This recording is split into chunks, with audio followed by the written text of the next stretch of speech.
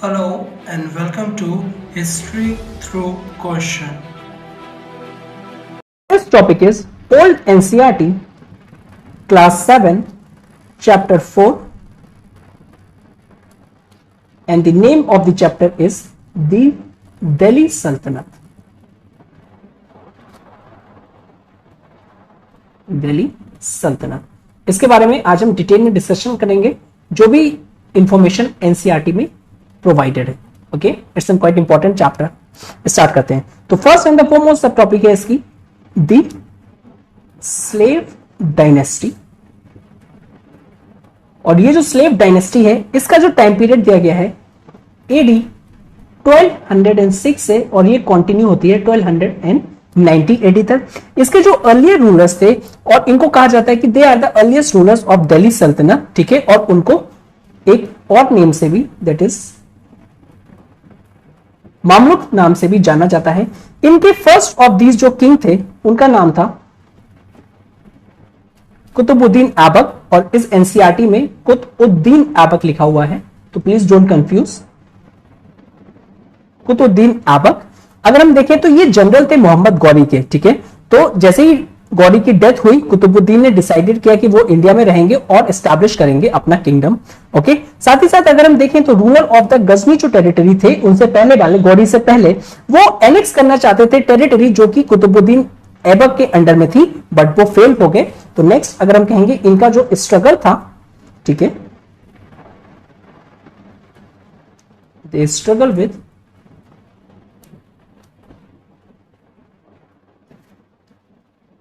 Ghazni rulers.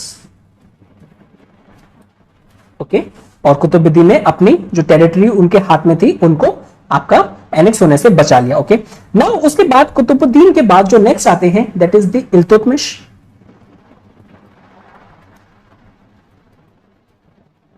Iltutmish के बारे में यह कहा जाता है कि जो इल्तुतमिश थे, ये क्लियर थे कि जो नॉर्थ इंडिया है उसको एक सेपरेट किंगडम के फॉर्म में हमें बनाना है। और तब ये जो न्यू किंगडम था, दिल्ली सल्तनत का इमरजेंस हुआ था, या दिल्ली सल्तनत को एस्टैब्लिश किया गया था। तो अंडर इल्तुतमिश, दिल्ली सल्तनत was established।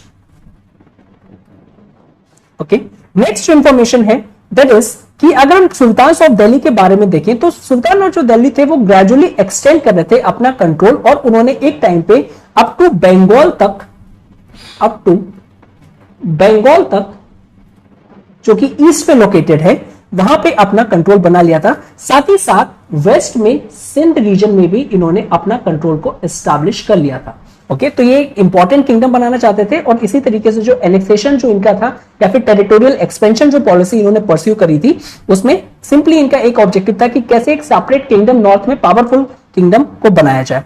ओके, नाउ अगर हम देखें उस टाइम पे सल्तनत पे रूल करना इतना इजी टास्क नहीं था। इट इज बिकॉज जो सुल्तान थे ऑफ दिल्ली सल्तनत के, उनको टू मेजर प्रॉब्लम्स को टैकल करना पड़ता था। Two major problems. अब ये जो टू प्रॉब्लम्स है, इनमें से जो फर्स्ट है दैट इज रिलेटेड टू इनके अपने ओन फॉलोअर्स, एंड सेकेंड आ जाएंगे लोकल रूलर्स ऑफ नदर्न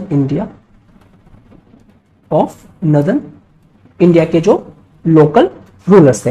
अब इनके जो ओन फॉलोअर्स के बारे में अगर हम देखें, तो इनके साथ साथ, दैट इज जो आपके दिल्ली सल्तनत के रूलर्स थे, और इनके साथ साथ मैनी टर्किश नॉबल्स, ठीक है, मैनी टर्किश नोबल्स और वेरियस स्लेव्स भी सेटल हो गए थे इंडिया में। और ये आए कहां से? ये आए थे सेंट्रल एशिया से। और जो सुल्तान होता था दिल्ली सल्तनत का, बेसिकली उनको अपनी टेरिटरी शेयर करनी पड़ती थी इन नोबल्स से, और उसके रिटर्न में ये जो नोबल्स थे, ये प्रोवाइड करवाते थे सोल्जर्स, प्लस असिस्ट करते थे सुल्तान को इन इट्स एडमिनिस्ट्रेशन में। तो ये एक स्ट्रक्चर प्रिवेल था। और जो अगर हम देखें अर्लियर टाइम्स में नदर्न इंडिया में, हमको देखने को यह भी मिलता है कि जो रेवेन्यू ऑफ द लैंड होता था, सिर्फ वो ग्रांट किया जाता था इन जो नोबल्स हैं, इनकी सैलरी के लिए जो रेवेन्यू ऑफ द लैंड था, रेवेन्यू ऑफ द लैंड, उसको ग्रांट किया जाता था लेकिन जो लैंड का जो ओनरशिप है, इट इज लैंड ओनरशिप, वो ग्रांट नहीं होती थी। ठीक है, अगर हम आपकी सर्विसेज ले रहे हैं तो हम आपको एक लैंड दे देंगे, जहां से जितना भी रेवेन्यू आएगा आप उसमें से अपनी सैलरी ले लीजिए और जितना बचता है वो आप सबमिट करवा दीजिए। लेकिन उस टाइम पे जो लैंड रेवेन्यू की ग्रांट दी जाती थी उसमें ये लैंड ओनरशिप का राइट नहीं प्रोवाइड किया जाता था। ओके, तो समटाइम हमको ये भी देखने को मिलता है जो सुल्तान बेसिकली चाहते थे कि कैसे कंट्रोल करें अपने नोबल्स के ऊपर, बट साथ में ये भी हमको देखने को मिलता है जो नोबल्स हैं वो काफी मोस्टली टाइम हमको ये भी दिखता है कि वो सेटिस्फाई नहीं होते थे ये जो ग्रांट्स उनको दी जाती थी। ओके, वेरियस प्रॉब्लम्स होती थी आपके रेवेन्यू एक्सट्रैक्शन में, और सुल्तान को कभी कभी आपका ग्रेव सिचुएशंस का भी सामना करना पड़ता था, और sometimes sultan found it quite difficult to keep them contented. Okay, और साथ ही साथ जो नेक्स्ट प्रॉब्लम है that is with respect to the local rulers. Okay, तो जो प्रॉब्लम है ऑफ लोकल इंडियन रूलर्स की, बेसिकली जिनको कॉन्कर्ड किया गया था, तो जो लोकल रूलर्स थे, लोकल रूलर्स, उनको अंडर एनेक्सेशन पॉलिसी क्या किया जाता था, कॉन्कर्ड किया जाता था उनकी जो टेरिटरीज हैं। अब क्या करते थे बेसिकली, ये जो लैंड है उनसे लैंड टेकन फ्रॉम देम, और लैंड टेकन फ्रॉम देम, जो कुछ टेरिटरीज में कंट्रोल करके जो आपकी स्ट्रेटेजिकली इंपॉर्टेंट थी उनको लैंड को अपने एरिया में ले लेते थे सल्तनत के जो आपके रूलर्स थे, और साथ ही साथ कुछ लोगों को बेसिकली अलाउ करते थे कि आप उसको रख लें वहीं पे। ठीक है ना, अगर लेटर में अगर जो देखा जाए कि जो वो अलाउ करते थे कि जो हमने लैंड को आपको कॉन्कर तो कर लिया है बट हम आपको अलाउ कर रहे हैं कि आप अपनी लैंड को रख सकते हैं, इसमें क्या था, इसमें आपको सम सॉर्ट ऑफ हमको ट्रिब्यूट प्रोवाइड करवाना पड़ेगा, दैट इज ट्रिब्यूट देना होगा दिल्ली सल्तनत के रूलर्स को। ठीक है, एक sum of money as a tribute जो कि आपको क्या करना पड़ेगा, देना पड़ेगा सुल्तान को, और साथ ही साथ एज एंड व्हेन रिक्वायर्ड आपको मिलिट्री सपोर्ट भी प्रोवाइड करवानी पड़ेगी, मिलिट्री सपोर्ट भी आपको प्रोवाइड करवानी पड़ेगी। तो ये सम सॉर्ट ऑफ एक एग्रीमेंट होता था जो भी कॉन्कर्ड टेरिटरीज होती थी with respect to the Indian rulers. Okay, अगर हम इसमें अमंग दीज रूलर्स अगर हम देखें, उनमें से जो राजपूत चीफ्स थे,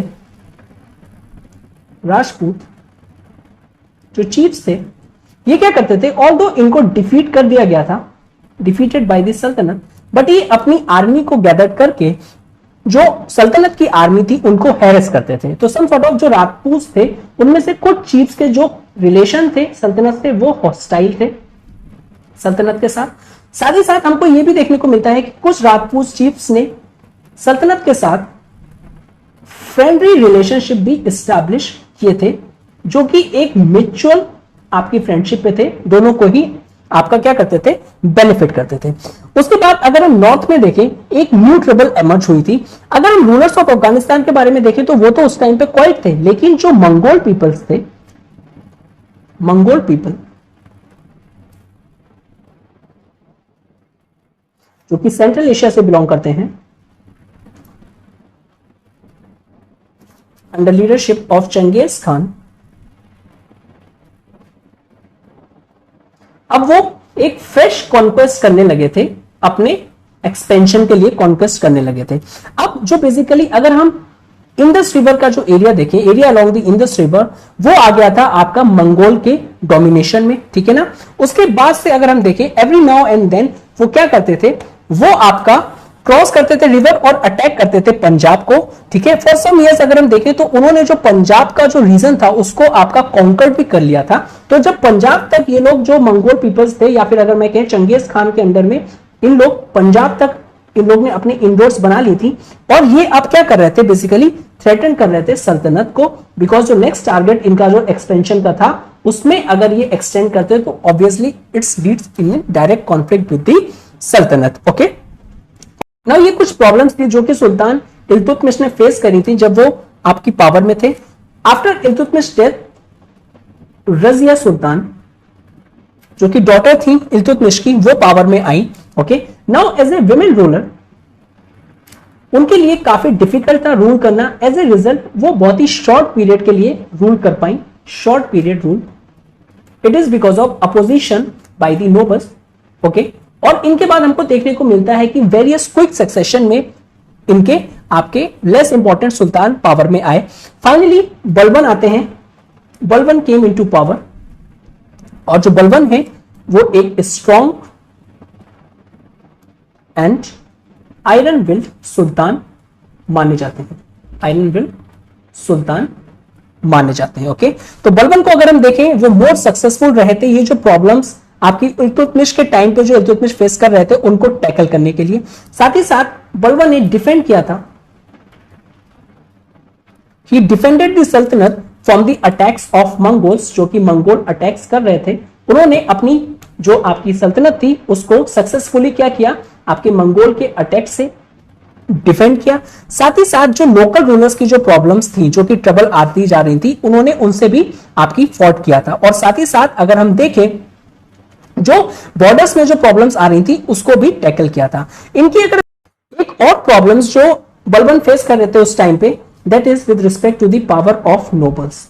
नो, नोबल्स की जो उस टाइम पे जो पावर थी वो बहुत ही ज्यादा इंक्रीज हो गई थी। अब जब वो पावर इंक्रीज हो गई थी तो वो क्या कर रहे थे, वो अंडरमाइन करने लगे थे इवन पोजीशन ऑफ सुल्तान इन सल्तनत, पोजीशन ऑफ सुल्तान।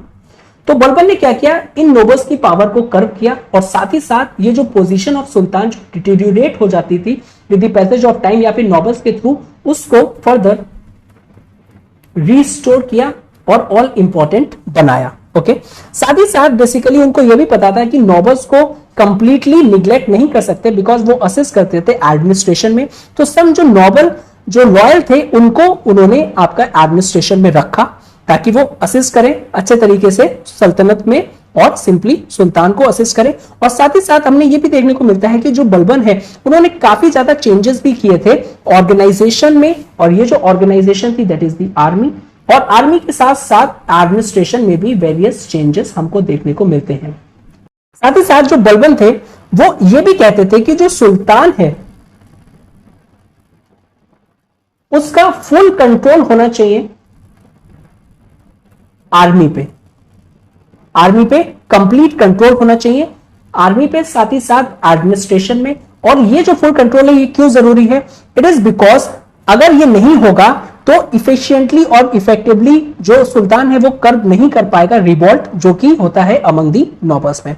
साथ ही साथ जो बलबन थे वो बिलीव करते थे कि पावर ऑफ जो सुल्तान है वो एब्सोल्यूट है, सुल्तान की जो पावर है दैट वाज एब्सोल्यूट, वो एब्सोल्यूट पावर है। ओके, और उसको कोई भी चैलेंज नहीं कर सकता, no one could challenge, supreme power है उसकी और कोई भी उसको चैलेंज नहीं कर सकता। साथ ही साथ जो बलबन थे उन्होंने सुन रखा था जो ग्रेट एम्परर्स ऑफ ईरान के थे दैट इज द अखेमेनिड्स और ससानिड्स, वो अपने आप को मॉडल कर रहे थे उनके बेसिस पे। और साथ ही साथ उन्होंने एनकरेज किया था अपने पीपल्स में कि वो करें सिजदा। ओके, सिजदा न्यू प्रैक्टिसेस को आपका इम्बाइब किया था अपने कोर्ट में, प्रैक्टिस ऑफ सिजदा। अब ये सिजदा क्या होता है कि उनकी प्रेजेंस में क्या करें, वो नील करें, जो उनके कोटेशियंस हैं नील करें और टच करें ग्राउंड को अपने फोरहेड से, simply in order to salute him, ठीक है, सल्यूट करने के लिए। लेकिन साथ ही साथ ये जो सिजदा है जो ऑर्थोडॉक्स मुस्लिम थे वो इसको आपका क्या करते थे, अगेंस्ट द टीनेट ऑफ इस्लाम मानते थे,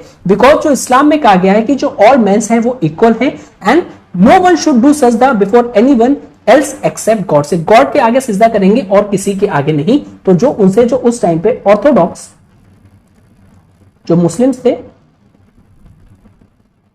वो आपका ये जो सिजदा और जो प्रैक्टिसेस इंपोज करी गई थी बाय बलबन, ये उसको अपोज कर रहे थे। ओके, नेक्स्ट इज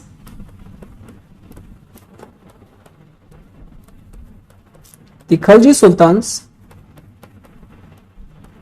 और इनका जो टाइम पीरियड है 1290 से 1320 का। ओके, नाउ इन्होंने सक्सीड किया था मामलिक सुल्तान्स को और ये सक्सेसफुल भी रहे थे बेसिकली एस्टैब्लिश करने में न्यू डायनेस्टी 1290 में। इनमें अगर हम देखें तो एक एम्बिशियस यंग मैन थे जिनका नाम था अलाउद्दीन, और ये पावर में आए थे इन द ईयर 1296 में ये सुल्तान बने थे। और इनके जो ड्रीम थे वो बलबन से भी ज्यादा बिगर थे। बेसिकली ये चाहते थे कि he wanted to become second Alexander, और ये कॉन्कर करना चाहते थे वर्ल्ड,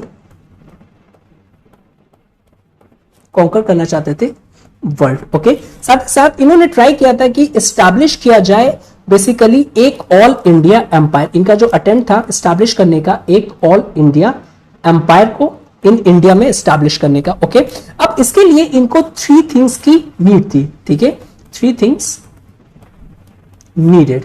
अब वो कौन कौन सी चीज थी? फर्स्ट बेसिकली इनको चाहिए था to win the nobles loyalty, जो नोबल्स हैं उनकी लॉयलिटी चाहिए थी, बिकॉज नोबल्स के बिना it was quite an herculean task कि आप अपने बेसिकली जो एम्पायर है उसको ग्रो कर पाओ। तो ठीक है, तो लॉयल्टी चाहिए थी। साथ ही साथ इनकी जो पावर्स थी नोबल्स की उसको भी चेक में रखना था कि वो इतने पावरफुल ना हो पाए कि वो सुल्तान की ही पोजीशन को अंडरमाइन कर दें। ओके, साथ ही साथ इनका जो सेकंड जो प्रायोरिटी थी कि कॉन्कर करना Deccan and Rajasthan, to conquer Deccan and Rajasthan. और इनका जो थर्ड नीड थी दैट इज बेसिकली कि जो मंगोल्स थे उनको फोर्सफुली विड्रॉ करवाया जाए। Okay, to force the Mongols to withdraw. ये इनकी 3 first and the foremost requirements थी जो इनको चाहिए था कि ऑल इंडिया एम्पायर को स्टैब्लिश करने से पहले ये चीजों को आपका प्रायोरिटी वाइज आपको फिनिश करना है। ओके, अच्छा, अगर इस टाइम पे हम देखें जो मंगोल्स के बारे में देखें तो मंगोल्स ने वो कन्वर्ट हो गए थे इस्लाम में, बट फिर भी वो थ्रेटन कर रहे थे कहीं ना कहीं आपकी सल्तनत में जो सुल्तान की जो पावर थी उसको कहीं ना कहीं आपका थ्रेटन करते थे। ओके, अब इन सब चीजों को टैकल करने के लिए इन 3 जो रिक्वायरमेंट्स थे उसको फुलफिल करने के लिए इनको चाहिए था एक large army. So he needed a large army. Okay, और साथ ही साथ ये जब पावर में आए थे तो इन्होंने गोल्ड के प्रेजेंट दिए थे अपने सिटीजन्स को। ओके, और ये भी क्लियर किया था कि ये एक तरफ वेलफेयर मोनार्क तो है ही, साथ में ये स्ट्रॉन्ग एंड पावरफुल रूलर भी है, और अगर कोई भी डिसलॉयलिटी का जो मैटर आता है उसको ये सीवियरली डील करेंगे। ठीक है, और ये जो लार्ज आर्मी है इसको बनाने के लिए लार्ज सम ऑफ मनी की रिक्वायरमेंट थी। ओके, तो as a result Alauddin Khilji ने वेरियस वेज पे बेसिकली सोचा कि कैसे रेवेन्यू को इंक्रीज किया जाए ताकि मेरे पास सरप्लस आ पाए और सरप्लस से मैं एक लार्ज आर्मी को आपका मेंटेन कर पाऊं। तो first and the foremost thing उन्होंने क्या किया, उन्होंने रेस किया लैंड टैक्सेस में, जो भी लैंड टैक्सेस अर्लियर थे उसको रेस किया, और ये जो टैक्सेस रेस किए ये रीजन दोआब रीजन में किए। अब ये जो दोआब रीजन था ये काफी फर्टाइल होता था। ओके, और बेसिकली जो दोआब है उसको कहा जाता था fertile area between the Ganga and Yamuna reverse. Okay, और वैसे दोआब कोई भी 2 रिवर्स के बीच का जो फर्टाइल एरिया है, लेकिन उस टाइम सल्तनत की अगर हम बात करें जो एरिया था वो गंगा एंड यमुना रिवर्स के बीच में जो दोआब आता था जहां पे वेल्थियर पीपल्स रहते थे उसको कहा जाता था। तो इस एरिया में लैंड टैक्स को इंक्रीज करें ताकि जो सल्तनत है उसके पास में सरप्लस आपका रेवेन्यू आ पाए। साथ ही साथ उन्होंने क्या था कि स्ट्रिक्ट वॉच रखी थी ऑन द रेवेन्यू जो कि नोबल्स को मिलता था। ठीक है, तो स्ट्रिक्ट वॉच नोबल्स रेवेन्यू कि जितना रेवेन्यू आ रहा है उस पर स्ट्रिक्ट वॉच है, और जो नोबल्स है सिर्फ जितनी सैलरी है उनकी उतना ही ले, और जो एक्स्ट्रा है वो सल्तनत में या फिर सुल्तान की या फिर सेंट्रल ट्रेजरी में उसको क्या करें, सबमिट करवाएं। ओके, साथ ही साथ अगर हम देखें बेसिकली तो हमको यह भी देखने को मिलता है कि उन्होंने जो गुड्स के जो प्राइसेस थे उसको भी कंट्रोल किए। तो prices of goods were also control, उसको भी कंट्रोल किया, सो दैट इससे क्या हो जाए कि कोई भी लार्ज प्रॉफिट्स ना बना पाए और एवरीवन जो है बेसिकली वो अफोर्डेबल प्राइस पे सब चीज खरीद सके। तो डिमांड एंड सप्लाई का जो आपका ग्राफ है वो डिसबैलेंस ना हो। अनदर इंपॉर्टेंट थिंग जो इन्होंने करी थी बेसिकली ऑर्डर किया था कि एक न्यू असेसमेंट सिस्टम होना चाहिए, अ न्यू असेसमेंट सिस्टम। अब ये न्यू असेसमेंट सिस्टम किसमें होगा, आपका कल्टीवेटेड लैंड में, कल्टीवेटेड लैंड एंड उसका जो रेवेन्यू होगा वो इसके थ्रू आपका रिवाइज होगा और फिक्स होगा न्यू असेसमेंट के थ्रू। तो इसके अंदर में क्या होगा, जो फर्स्ट जो लैंड है अंडर कल्टीवेशन उसको किंगडम में मेजर किया जाएगा, उसके बाद जो रेवेन्यू होगा उस लैंड से उसको एक्सेस किया जाएगा on the basis of this measurement, ठीक है।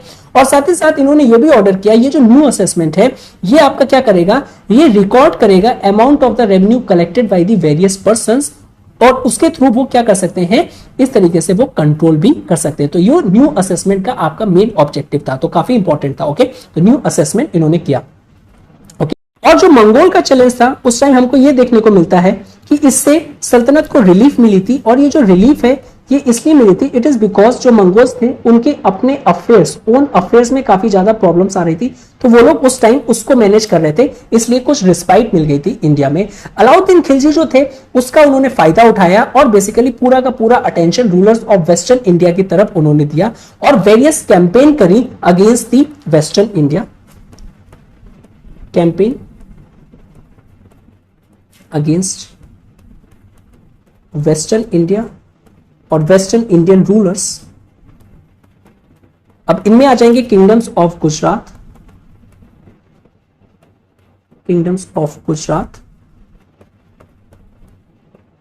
एंड मालवा, और साथ ही साथ उन्होंने यह भी ट्राई किया था कि कैसे वो इस्टेब्लिश कर पाए अपना control over Rajasthan as well. Rajasthan पे भी वो कंट्रोल करना चाहते थे, और ये जो करना चाहते थे बाय कैप्चरिंग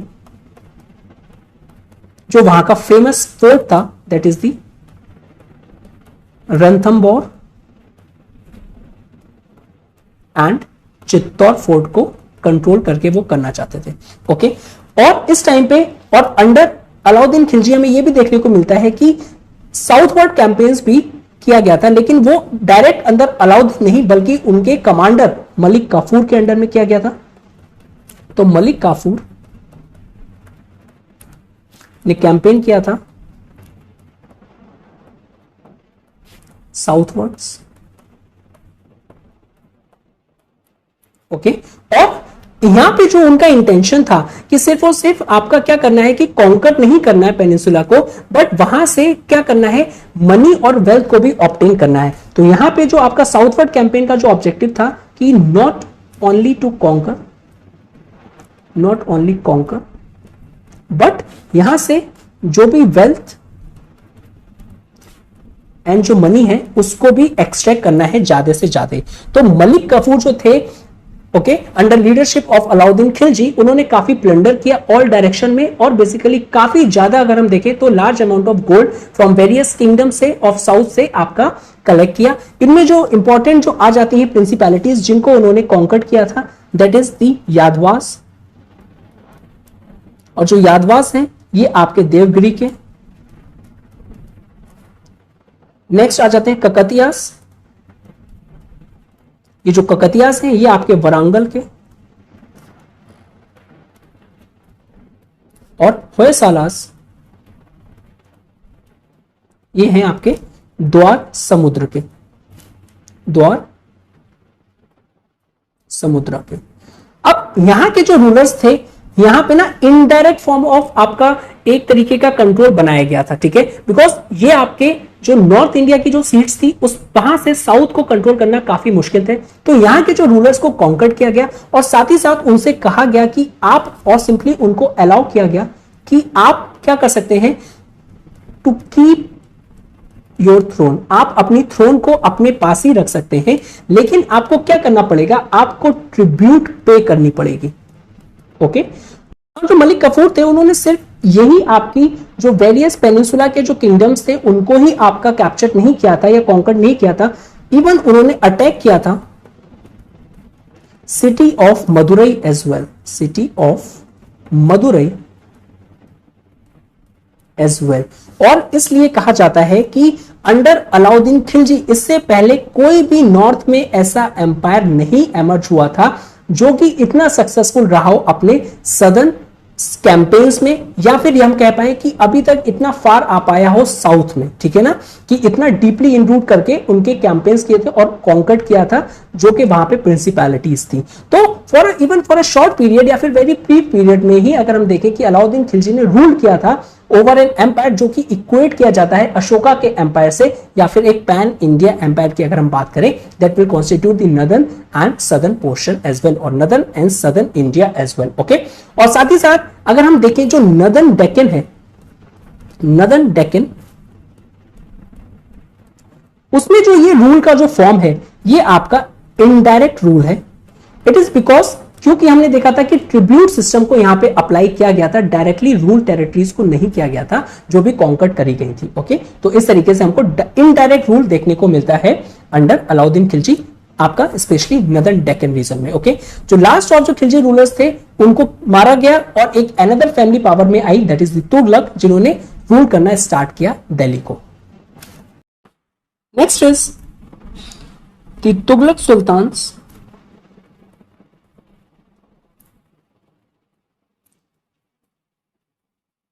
इनका जो टाइम पीरियड है दैट इज फ्रॉम 1320 से 1399 तक, इनके बारे में हम डिस्कस करते हैं। तो ये जो तुगलक्स जो आए थे सक्सीड करके खलजी सुल्तान्स को, तो इनका भी जो एम्बिशन था कि स्टैब्लिश करेंगे हम ऑल इंडिया एम्पायर, यानी पैन इंडिया एम्पायर की इन्होंने बात करी थी। ऑल्दो ये अर्लियर टाइम पे अगर हम देखें, अर्ली ईयर्स में ये सक्सीड भी हुए थे, बट सूट जो रिवर्सल होना स्टार्ट हो गया था। और साथ ही साथ इनके अंडर में हमको ये चीज देखने को मिलता है कि जो डेक्कन रीजन था, इससे पहले सुल्तान दैट इज तुगलक सुल्तान के आने से पहले मोस्टली ये आपका इनडायरेक्टली रूल किया जाता था बाय द सुल्तान। इसमें हमने ये देखा कि जो डेक्कन था एरिया, उन्होंने इसमें डायरेक्ट रूल को एस्टैब्लिश किया, डायरेक्ट रूल को एस्टैब्लिश किया। लेकिन साथ ही साथ ये जो सिचुएशन थी, ये जो सुल्तनत की थी, जैसे जैसे सल्तनत वीक होती गई वैसे वैसे ये सिचुएशंस आपकी क्या होती गई, चेंज होती गई। बिकॉज जो गवर्नर्स अपॉइंट किए जाते थे ताकि वो एडमिनिस्टर कर सके इन रीजन में, तो जो मोर डिस्टिंक्ट प्रोविंसेस में थे, या फिर हम कहें कि जो सदर्न एरियाज में गवर्नर्स को अपॉइंट किया जाता था, सदर्न एरियाज में जो अपॉइंटमेंट दिया जाता था गवर्नर्स को, तो वो जैसे जैसे सल्तनत की जो पावर थी वो वीक होने गई या फिर सुल्तान वीक होता गया, वैसे वैसे वो लोग क्या करते गए, वो रेबल होते गए। ओके, और फाइनली उन्होंने अपने आप को इंडिपेंडेंट किंगडम्स या फिर बेसिकली कंसिडर कर दिया कि they are the rulers of independent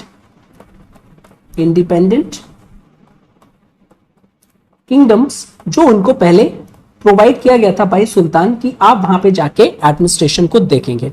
now Tughlaq सुल्तान में अगर हम देखें तो एक इंपॉर्टेंट रूलर जो थे अंडर तुगलक में, that is the Mohammad bin Tughlaq. अब ये काफी फेमस थे, इट इज बिकॉज ये उस टाइम पे कहा जाता था कि one of the learned person थे, काफी ज्यादा आपको इनको नॉलेज थी। साथ ही साथ इन्होंने वेरियस एक्सपेरिमेंट किए थे और ये जो एक्सपेरिमेंट थे वो मोस्टली फेल हो गए थे इनके, इसलिए जो हिस्टोरियंस भी इनके बारे में ज्यादा रिसर्च करते हैं कि what are the factors responsible कि जो मोहम्मद बिन तुगलक थे, अपार्ट फ्रॉम कि he was a knowledgeable one, लेकिन जो उनकी जो पॉलिसीज थी वो सम सॉर्ट ऑफ फेलियर रही। ओके, तो इनके बारे में हम देखेंगे। तो वन इंपॉर्टेंट जो इनके रूलर्स थे under Tughlaq, that is the Mohammad bin Tughlaq. इनका जो टाइम पीरियड था, इन्होंने रूल किया था 1325 से 51 तक। नाउ इनके बारे में वेरियस सोर्सेज हैं जो इंफॉर्मेशन प्रोवाइड करवाते हैं। तो इनके बारे में जो हमको इंफॉर्मेशन मिलती है वो हमको मिलती है वेरियस सोर्सेज से, एम्पल अमाउंट ऑफ सोर्सेज हैं जो कि इनके बारे में इंफॉर्मेशन प्रोवाइड करवाते हैं। फर्स्ट एंड द फॉरमोस्ट अगर हम बात करें तो एक नॉर्थ अफ्रीकन अरब ट्रैवलर है, that is the Ibn Battuta. Now वो उस टाइम इंडिया में थे जब ये रूल कर रहे थे और इन्होंने डिटेल्ड डिस्क्रिप्शंस प्रोवाइड करवाया है उस टाइम जो इंडिया जो कंट्री थी बेसिकली उसकी जो कंडीशंस थी, ठीक है। और या फिर मोर एप्रोप्रिएट टू से अंडर मोहम्मद बिन तुगलक उस टाइम जो कंट्री की जो कंडीशन थी उसके बारे में इन्होंने बताया है। तो दे provided description about the condition of country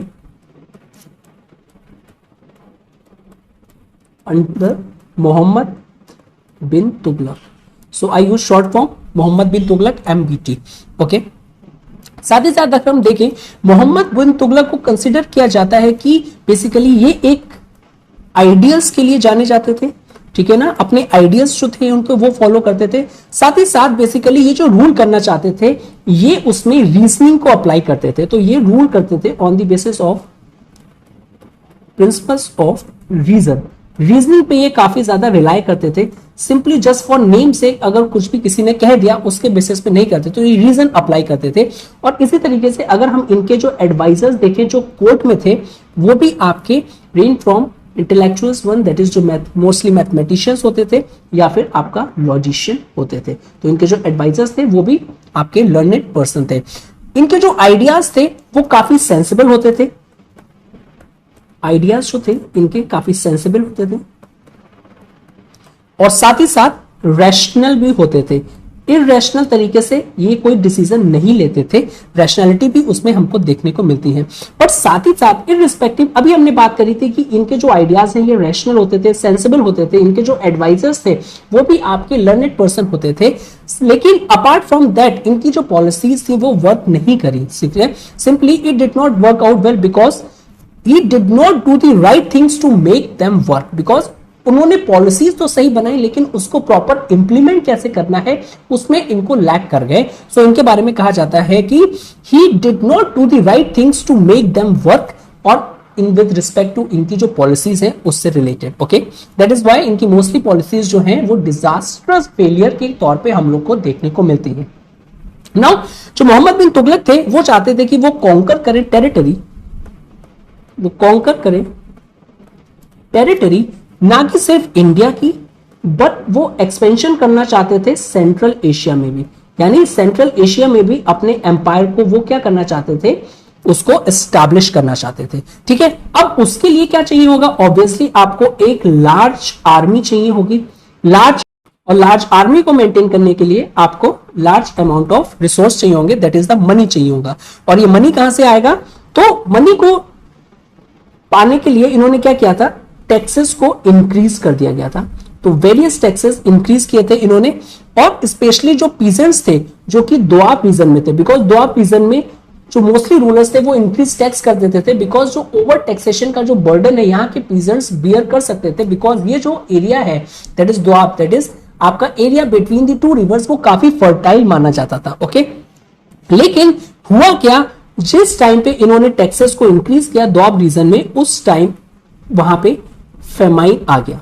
अब जब फेमाइन आ गया तो ऑब्वियसली जो वहां के जो पीपल थे, ठीक है, या फिर सिंपली अगर मैं कहूं जो पीजेंट्स थे, उन्होंने रिफ्यूज कर दिया पे करने को कि अब फेमाइन आ गया है sir, we are not able to pay the extra taxes. और जब उनको फोर्स किया गया तो बेसिकली वो लोग एक तरीके का क्या, वो लोग रेबल करने लगे और basically resulted in the rebellion. Okay, so ultimately जो सुल्तान थे उन्होंने इस ऑर्डर को कैंसिल किया जो इंक्रीज किए थे टैक्सेस, ताकि जो रेबेलियन है उसको कंट्रोल में किया जाए। तो इस तरीके से अगर हम देखें, जो आपका जो फर्स्ट एक्सपेरिमेंट इन्होंने किया था कि कैसे रिसोर्सेज को मोबिलाइज किया जाए एक लार्ज आर्मी को मेंटेन करने के लिए, वो भी आपका फेल्ड हो जाता है। नेक्स्ट इनका जो एक्सपेरिमेंट था कि इन्होंने ट्रांसफर किया था कैपिटल।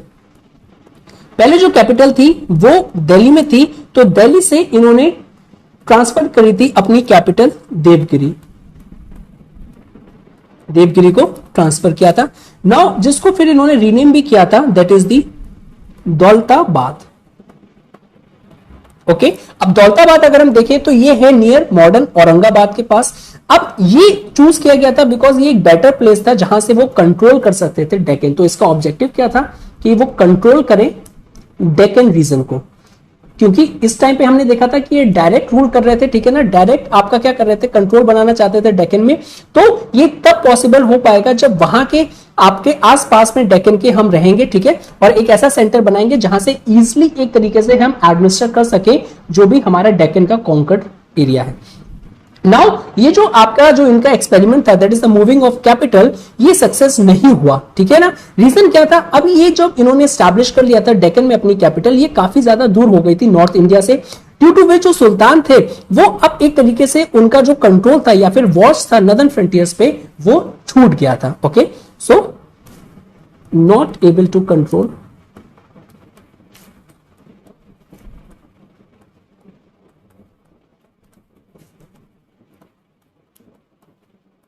northern frontiers और इसके लिए इन्होंने क्या किया था, फिर से रिटर्न कर दिया था, दैट इज दिल्ली के लिए हो गए थे और दिल्ली को अगेन एक बार फिर से कैपिटल बना लिया था।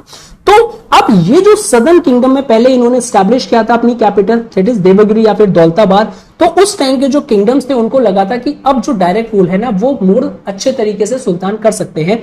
लेकिन जब इन्होंने ये जो कैपिटल थी आपका रीशिफ्ट कर दी दिल्ली, तो जो सदर्न किंगडम्स थे, सदर्न किंगडम्स जिसके ऊपर ये डायरेक्ट कंट्रोल बना के रखा था इन्होंने, ये आपका जो एक्ट था अगेन ट्रांसफर ऑफ कैपिटल, उनको लगा कि ये एक वीकनेस का साइन है ना, जो सुल्तान है उसकी पोजीशन काफी वीक हो चुकी है। एज ए रिजल्ट क्या हुआ कि वेरियस जो सदर्न किंगडम्स के जो आपके रूलर्स थे उन्होंने अपने आप को इंडिपेंडेंट आपका कह दिया कि वी आर नाउ इंडिपेंडेंट, ठीक है। और इस तरीके से अगर हम देखें तो वेरियस इंडिपेंडेंट किंगडम्स हमको इस एक्सपेरिमेंट के बाद देखने को मिलते हैं। अब वो है कौन कौन से, आइदर वो बहामनी किंगडम हो, either it is Bahmani kingdoms or famous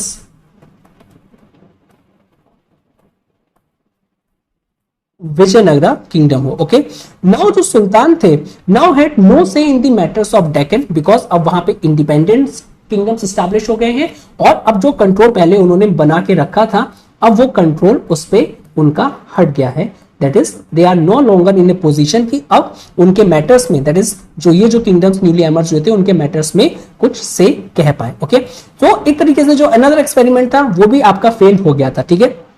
now next experiment अगर हम देखें तो बेसिकली वो चाहते थे कि मोर मनी को ऑब्टेन करना, to obtain more money. It is because जो अर्लियर इस टाइम पे जो कॉइन्स होते थे वो सिल्वर्स के होते थे, ठीक है ना, सिल्वर और गोल्ड के होते थे, और जो सिल्वर था ऑल ओवर वर्ल्ड में उस टाइम पे स्कार्सिटी हो गई थी, उसके भी अदर फैक्टर्स रिस्पॉन्सिबल हैं, लेकिन इस एनसीईआरटी में दे नहीं रखा है। तो बस आप एक इतना लिंक कर लो कि उस टाइम पे ऑल ओवर वर्ल्ड में सिल्वर का आपका क्या देखना चाहता है कि सिल्वर की अवेलेबिलिटी कम थी। तो ये जो मोहम्मद बिन तुगलक है इन्होंने एक एक्सपेरिमेंट किया था कि बेसिकली कैसे ऑब्टेन किया जाए मोर मनी, तो इन्होंने इंट्रोड्यूस किए थे टोकन कॉइन्स। अब ये जो टोकन कॉइन्स थे ना, ये जो मोहम्मद बिन तुगलक फर्स्ट नहीं थे जिन्होंने इंट्रोड्यूस किया था, ऑल ओवर वर्ल्ड में भी वेरियस अदर जो कंट्रीज थी वहां पे ये एक्सपेरिमेंट किया गया था और काफी सक्सेसफुल भी हुआ था। नाउ उन्होंने इंट्रोड्यूस किए टोकन कॉइन्स और ये जो बने हुए थे ये थे आपके ब्रास के एंड कॉपर के, ठीक है ना। अब ये जो ब्रास एंड कॉपर के इनको एक्सचेंज किया जाएगा सिल्वर कॉइन से, तो इनको एक्सचेंज किया जाएगा जो कि ओरिजिनल सिल्वर कॉइन्स थे, ओके ना। और कौन करेगा, ये आपका ट्रेजरी को ये रिस्पॉन्सिबिलिटी दी गई थी कि ये आपके एक्सचेंज करेंगे। लेकिन ये जो स्कीम थी ना ये काम तब करती जब सिर्फ और सिर्फ जो गवर्नमेंट थी वो इशू करती टोकन कॉइन्स, ठीक है, और मेंटेन रखती अपना कंट्रोल के ये जो टोकन्स के ऊपर कंट्रोल। लेकिन ऐसा हो नहीं पाया। सुन हमने ये देखने को मिलता है कि जितने भी आपके घर घर में हमको ये देखने को मिलता है कि एक तरीके के ये जो टोकन कॉइन्स थे ये बनाना स्टार्ट हो गए थे, ठीक है, और लोग इन कॉइन्स को अपने घर पे बना के बेसिकली एक्सचेंज कर लेते थे आपके सिल्वर कॉइन से, या फिर इन्हीं में ही जो गवर्नमेंट था उसको टैक्सेस पे कर देते थे, ठीक है, और जो भी सामान परचेज करना पड़ता था उसको परचेज कर लेते थे। जो रिबेलियन एलिमेंट होते थे वो उससे अपने आप को और स्ट्रेंथन कर लेते थे, आर्म्स खरीद लेते थे, हॉर्सेस खरीद लेते थे। तो एक तरीके का ये जो आपका जो इनका था वो भी बहुत ज्यादा फेलियर हो गया, ठीक है ना। तो क्या हो गया, हमने देखा कि जो पीपल थे वो अपने घर में ही मेकिंग ब्रास एंड कॉपर को टोकन्स को बनाने लगे थे, और जैसे ही सुल्तान को इसके बारे में पता लगा था तो सुल्तान कोई कंट्रोल नहीं कर पाए थे ओवर द फाइनेंसेस, बिकॉज अब मार्केट में आ गए हैं कॉइन्स, और ये आप उसको जो सुल्तान ने अलाउ किए थे तो इसको एकदम से मना भी नहीं किया जा सकता कि हम इसको नहीं लेंगे, बिकॉज सुल्तान ने ऑथराइज किया है तो उसके थ्रू आपका ट्रेड एंड एक्सचेंज होने लगा था। नाउ फिर लेटर ये जो एक्सपेरिमेंट था फेल हो गया और ये जो टोकन कॉइन्स थे उसको भी फर्दर डिसकंटिन्यू किया गया, डिसकंटिन्यू। तो ये भी सुल्तान का जो एक्सपेरिमेंट था वो भी फेल्ड हो गया। तो अनफॉर्चुनेटली इस तरीके से अगर हम देखें जो मोहम्मद बिन तुगलक की जो पॉलिसीज थी वो बेसिकली आपका क्या वर्क नहीं कर पाई सिंपली, और यही रीजन था जब इनके जो एक्सपेरिमेंट्स थे ये फेल्ड हो गए। तो इनका जो सपोर्ट था बेसिकली जो सपोर्ट सिस्टम था आइदर जो इनके सब्जेक्ट्स थे दैट इज द पीपल वो भी काफी कम हो गया, जो नोबल्स थे उनका भी सपोर्ट काफी कम हो गया, और साथ ही साथ उलेमास वो थे, उनका भी सपोर्ट कम हो गया। अब उलेमा के बेसिकली अगर हम देखें, जो उलेमास कौन थे, तो ये बेसिकली एक इस्लामिक लर्निंग स्कॉलर्स थे, इस्लामिक लर्न स्कॉलर्स थे, और ये बेसिकली जनरली ऑर्थोडॉक्स होते थे ये अपने आउटलुक में, ठीक है। साथ ही नेक्स्ट जो सुल्तान पावर में आते हैं मोहम्मद बिन तुगलक के पास, दैट इज जो उनकी किजन फिरोज शाह तुगलक, और इनका जो ये रूल करते हैं 1351 से लेकर 88, अप्रोक्सीमेटली 4 डेकेड्स ये रूल करते हैं। इनका एक लॉन्ग रूल था, ऑल्दो इन्होंने अपने अंडर में एम्पायर का एक्सपेंशन नहीं किया था, ठीक है, लेकिन साथ ही साथ ये जैसा एम्पायर था उसको इंटैक्ट रखने में काफी ज्यादा सक्सेसफुल हुए थे। तो जैसे ही फिरोज पावर में आए तो उन्होंने सबसे पहले ऑब्जर्व करना चाहा कि व्हाट आर द फैक्टर्स कि मोहम्मद बिन तुगलक की बेसिकली उनके फेलियर का क्या रीजन था। तो उनको पता, बेसिकली उनको रियलाइज हुआ कि जो नोबल्स थे और जो उलेमास थे उनका सपोर्ट उनके साथ नहीं था, and it was one of the biggest reason कि मोहम्मद बिन तुगलक फेल हो गए। तो इन्होंने क्या कहा, तो इन्होंने बेसिकली चाहा कि मैं उनसे पीस करूं, ठीक है, भाई नोबल्स थे और उलेमास। तो नोबल्स का उन्होंने सपोर्ट पाने के लिए क्या किया, बेसिकली उनको ग्रांट्स दिए, रेवेन्यू के ग्रांट्स ऑफ रेवेन्यू, ताकि उनका सपोर्ट उनके पास रहे। और उलेमास को क्या किया, उलेमास ऑर्थोडॉक्स सेक्शन था, तो उनको कहा कि अब जो बेसिकली जो रूल होगा वो एज पर शरीयत के अकॉर्डिंग होगा, ठीक है ना, शरीयत यानी इस्लामिक रूल के अकॉर्डिंग होगा। तो उससे जो उलेमास थे, जो ऑर्थोडॉक्स थे, तो वो भी काफी ज्यादा अपीज हुए, ठीक है ना। साथ ही साथ सिंपली हम कह सकते हैं कि allowed the orthodox ulemas to influence state policy in certain matter, कि अब जो उलेमास हैं वो इन्फ्लुएंस कर सकते हैं state policies in certain matters.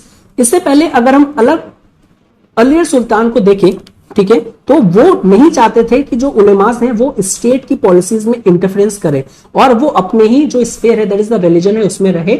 लेकिन मोहम्मद दैट इज फिरोज शाह तुगलक जो आए, उन्होंने ये रियलाइज हुआ कि इन दोनों का ही सपोर्ट चाहिए, और इस दोनों को अपीस करने के लिए उन्होंने क्या किया, नोबल्स को ग्रांट्स दी, रेवेन्यू की, और साथ ही साथ उलेमास को कहा कि आप इन्फ्लुएंस कर सकते हैं स्टेट पॉलिसीज का। ओके, तो इस तरीके से जो फिरोज थे बेसिकली उन्होंने इंप्रूव किए अपने रिलेशनशिप, जो ये पावरफुल ग्रुप्स थे एट द कोर्ट। साथ ही साथ हमको ये भी देखने को मिलता है कि यहाँ पे अगर दो ग्रुप्स को आप पावर शेयर कर रहे हो तो जो सुल्तान की पावर है वो डिक्रीज है। तो यही देखने को मिलता है कि जो पावर ऑफ जो सुल्तान थी वो उतनी इफेक्टिव और उतनी आपका ज्यादा नहीं रही। सिंपली अगर हम कहें तो वो पावर उनकी डिक्रीज हमको देखने को मिलती है, दैट इज फिरोज शाह जो सुल्तान थे। साथ ही साथ ये जो सुल्तान थे ये आपका लेस टॉलरेंट थे, not only for the non Muslim के साथ साथ तो ये लेस टॉलरेंट थे ही, साथ ही साथ ये उन मुस्लिम्स के लिए भी लेस टॉलरेंट थे जो कि ऑर्थोडॉक्स नहीं थे, ठीक है ना। तो वो चाहते थे कि ऑर्थोडॉक्स एलिमेंट्स और ऑर्थोडॉक्स तरीके से रूल किया जाए। ओके, ठीक है।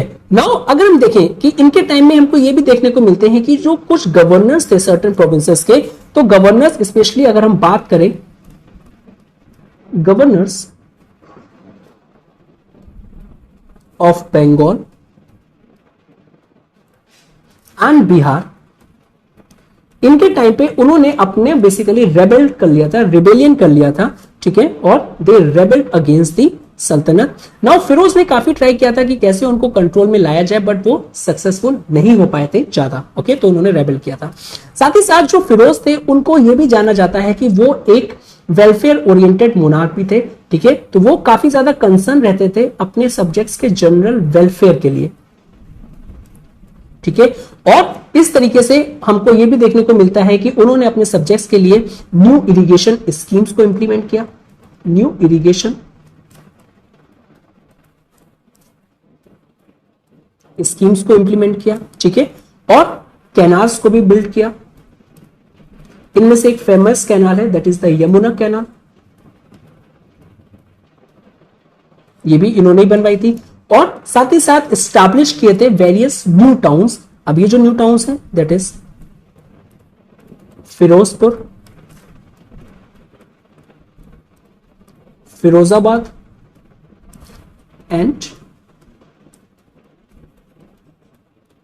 हिसार फिरोजा, ये जो न्यू टाउन्स थे ये उन्होंने एस्टैब्लिश किए थे, ठीक है।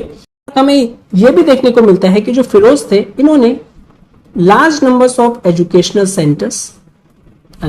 सेंटर्स प्लस हॉस्पिटल्स को भी बिल्ड करवाया था, और ये काफी इंटरेस्ट रखते थे इन द एंशियंट कल्चर में। उनको एंशियंट कल्चर में भी काफी ज्यादा इंटरेस्ट था ऑफ इंडिया। और इनके टाइम में वेरियस जो बुक्स थी संस्कृत में, जो रिटन बुक्स थी with respect to religion and philosophy, ये हमें देखने को मिलता है कि ये कन्वर्ट करवाई गई थी पर्शियन में एंड अरेबिक में, उनके ऑर्डर्स पे। ठीक है, साथ ही साथ जो 2 पिलर्स थे, दैट इज जो कि अशोका के जो 2 फेमस पिलर्स थे, वो भी दिल्ली लाए गए थे इनके कहने पे, और उनमें से एक जो था बेसिकली इनके पैलेस के रूफ में उसको प्लेस किया गया था। नाउ जब डेथ होती है फिरोज शाह तुगलक की, उसके बाद हमको देखने को मिलता है कि एक तरीके का सिविल वॉर्स, इनके जो डेकेडेंट्स थे उनके बीच में सिविल वॉर देखने को मिलता है। और इसी का फायदा उठा के जो गवर्नर्स थे वेरियस प्रोविंसेस के, वो अपने आप को क्या कर देते हैं, वो अपने आप को डिक्लेयर कर देते हैं they are now independent kings, की उनके ऊपर किसी की सॉवरेनिटी या फिर कंट्रोल नहीं है।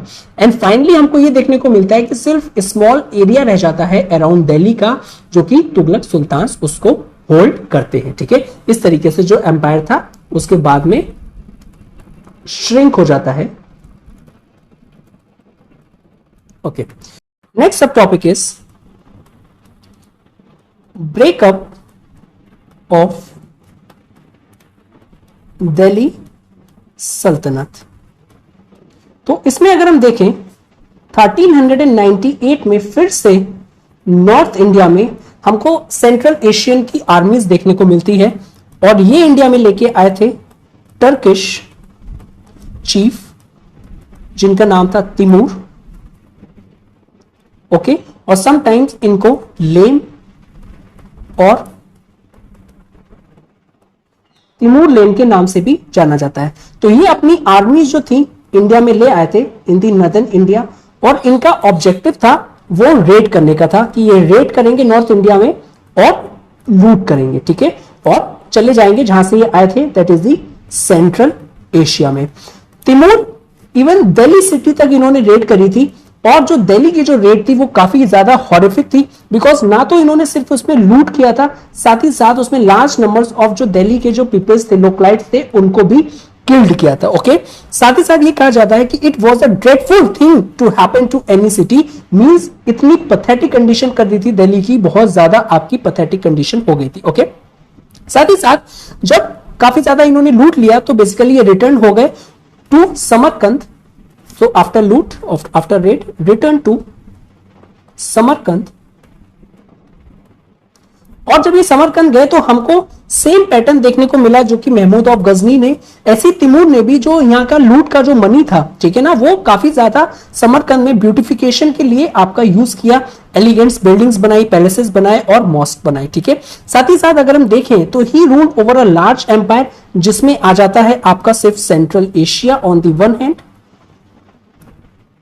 और साथ ही साथ इनका जो एम्पायर था वो उस टाइम पे एक्सटेंड करता था और इंक्लूड करता था areas of Iran as well. Okay ना, साथ ही साथ अगर हम इस टाइम देखें जो टर्क्स थे वो काफी ज्यादा पावरफुल थे इन दी वेस्टर्न एशिया।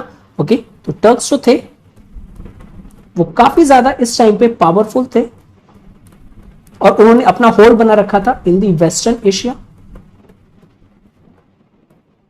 और उन्होंने इनहेरिट किया था बोथ जो बाइजेंटीन कल्चर था, बाइजेंटीन कल्चर था जो अर्लियर लेक्चर्स में हम लोग ने देख चुके हैं, और साथ ही साथ जो अरब कल्चर था, तो वो दोनों ही उन्होंने इनहेरिट किया था। लेकिन इंडिया में अगर हम देखें तो सिचुएशन काफी सैड थी। यहां पे जो तुगलक डायनेस्टी थी वो एंड हो गई थी इन दी 1413 में। ओके, तो तुगलक डायनेस्टी जो थी इन इंडिया में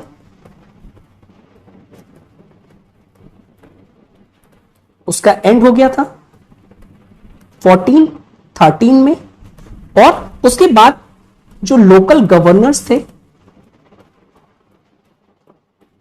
उन्होंने ऑक्यूपाई कर लिया था दिल्ली को, जो सीट ऑफ पावर उस टाइम कंसीडर की जाती थी, और अपने आप को बेसिकली डिक्लेयर कर दिया था सुल्तान। ओके, और इसी तरीके से फाउंड हुआ सैयद डायनेस्टी। ये फाउंड हुई इन द ईयर 1414 से 51 तक इसका टाइम पीरियड था। इसका टाइम पीरियड देखें तो हम काफी शॉर्ट लाइफ थी इनकी, सो ये काफी सक्सेसफुल नहीं हो पाए थे। और सून हमको ये देखने को मिलता है कि अनदर जो गवर्नर थे उन्होंने अपसर्ट कर लिया था थ्रोन ऑफ दिल्ली। वो थे एक अफगान नोबल, ठीक है ना, और उनकी जो फैमिली का नेम था दैट इज द लोधी। तो हम उसके बारे में, लोधी डायनेस्टी के बारे में हम नेक्स्ट देखेंगे। तो next is the Lodhi dynasty.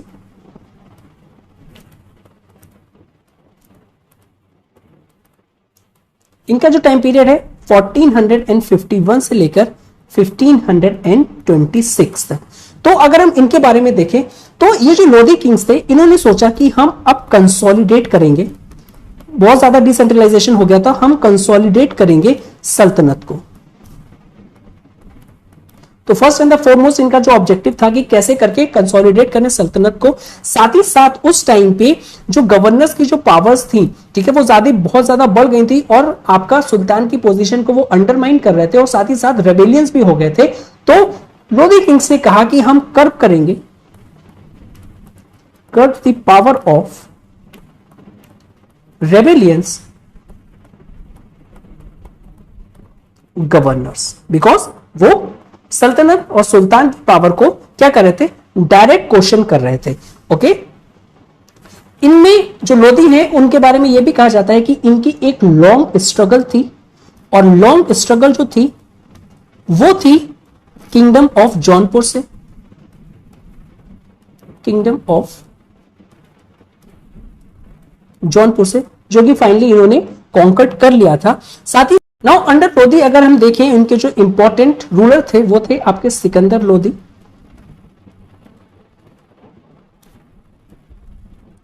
इनका जो टाइम पीरियड है दैट इज 1489 से लेके 1517, और ये कंट्रोल करते थे ना कि सिर्फ गंगा वैली, बल्कि जो लोधी डायनेस्टी थी इनके टाइम में एक्सपेंड कर गई थी इवन वेस्टर्न बंगाल तक एज वेल, वेस्टर्न बंगाल तक। और इन्होंने अपनी जो कैपिटल थी दैट इज द दिल्ली, जो सीट ऑफ पावर थी और जो कैपिटल थी, वहां से मूव करके बेसिकली एक न्यू टाउन में शिफ्ट करी थी, और ये इस न्यू टाउन को लेटर एक फेमस सिटी में कन्वर्ट हुआ that is the Agra. Okay, because he felt that कि ये काफी अच्छा रहेगा, ये जो न्यू टाउन है दैट इज जो आगरा है, यहां से हम कंट्रोल कर सकते हैं किंगडम को बेटर। तो बेटर कंट्रोल के लिए इन्होंने शिफ्ट करा था, for better controlling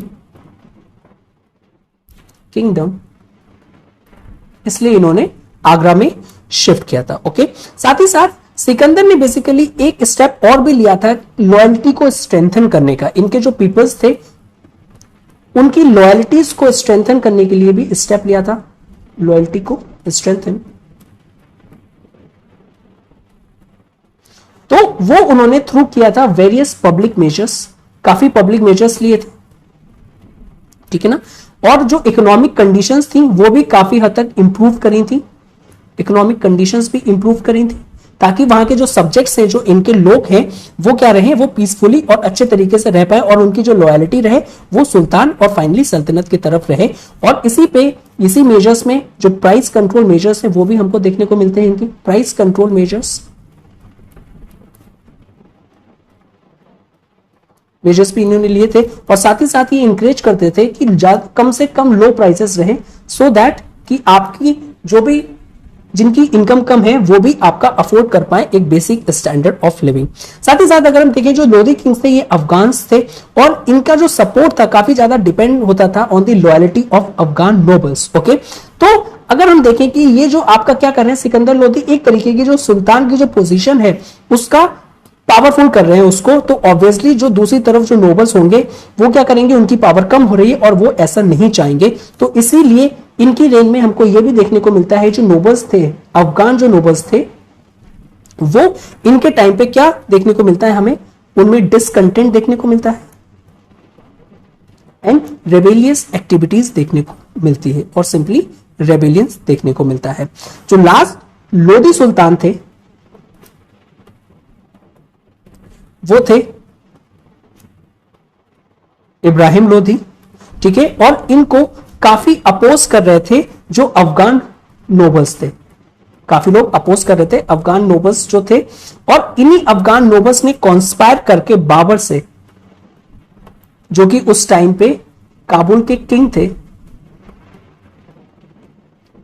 basically dethrone करवा दिया इब्राहिम को। और सिंपली अगर हम कहें जो बाबर थे उन्होंने सक्सीड कर दिया इन ओवरथ्रोइंग द इब्राहिम लोधी, और वो किया इन द ईयर 1526 में। उसके बाद आ जाएंगे आपके बाबर।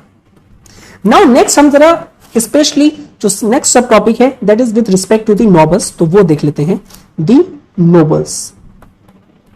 तो इनके बारे में देख लेते हैं। तो नोबल्स अगर हम देखें तो हमेशा से ही नोबल्स को बेसिकली कैटेगराइज किया जाता है, या फिर हम इक्वेट कर सकते हैं पावरफुल से, ठीक है। हमेशा से ही वो पावरफुल रहे थे, और साथ ही साथ वो कहीं ना कहीं वो सपोर्ट करते थे, असिस्ट करते थे एडमिनिस्ट्रेशन में। तो जो उनका इन्फ्लुएंस था स्टेट पॉलिसी में वो भी काफी क्लियरली विजिबल था, ओके। और जब जब नोबल्स ने सपोर्ट नहीं किया तब तक हमने देखा कि जो एम्परर था, वो सुल्तान था, उसके लिए काफी प्रॉब्लमेटिक हो जाता है, और Mohammad bin Tughlaq was an critical example, okay. और साथ ही साथ जब ये क्या देखा था हमने कि समटाइम्स इनको एज ए गवर्नर्स की तरह भी पोस्ट किया जाता था, या फिर पोस्टिंग दी जाती थी, तो समटाइम ये आपका रिवॉल्ट भी कर देते थे। अब रिवॉल्ट क्यों करते थे? जब भी सेंट्रलाइजिंग अथॉरिटी यानी सुल्तान की पोजीशन जो आपकी वीक होती थी, तो अपने आप को ये कंसिडर कर लेते थे as an independent ruler, because वो उनकी आपका जो सॉवरेनिटी है उसको छोड़ के अपने आप को इंडिपेंडेंट रूलर एक्सेप्ट कर लेते थे। और साथ ही साथ एंड टाइम पे हमने ये भी देखने को मिला है कि ब्रेकअप ऑफ, अभी जो हमने पढ़ा था breakup of the Delhi Sultanat में, कि बेसिकली सम ऑफ जो गवर्नर्स थे उन्होंने अपने आप को असर्ट कर लिया था to the throne of Delhi. Most of the nobles अगर हम देखें तो वो आपके टर्किश ओरिजिन के थे, या फिर अफगान फैमिली से बिलोंग करते थे, जो कि इंडिया में आगे सेटल हो गए थे। साथ ही साथ इनमें से जो सम ऑफ मेन थे वो इंडिया आए थे in search of their Fortune, और वो वर्क करते थे सुल्तान के लिए। Now most of the officers जो होते थे बेसिकली वो वर्क करते थे इन दी प्रोविंसेस में, इन दी प्रोविंसेस में एज अ प्रोविंशियल गवर्नर की पोस्ट पे, एज अ प्रोविंशियल गवर्नर की पोस्ट पे। साथ ही साथ इनको मिलिट्री कमांडर्स की भी पोजीशन दी जाती थी, मिलिट्री कमांडर्स की, ठीक है। नाउ अगर हम अलाउद्दीन खिलजी के बारे में देखें तो बेसिकली इन्होंने अपॉइंट किया था इंडियन मुस्लिम्स को, और साथ ही साथ हिंदूज को भी अपॉइंट किया था in the post of officers. Apart from ये जो नोबल्स थे, इनके साथ साथ आपके Indian Muslims and Hindus officers को भी इन्होंने अपॉइंट किया था एज ए ऑफिसर्स।